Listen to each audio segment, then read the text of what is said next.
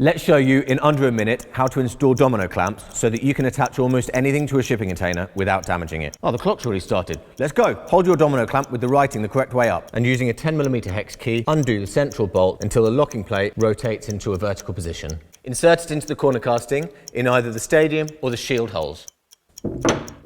Let that settle on the bottom of the hole, do up the central bolt. We recommend about 40 Newton meters, but just do it as tightly as you can, by hand. Done. Where are we? 30 seconds, we've got loads of time.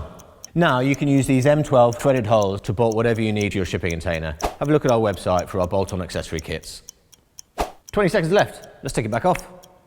Undo the central bolt until you feel some resistance. That locking plate will have returned to vertical, and you can just pull it back out, ready to use again. We did it! Happy clamping.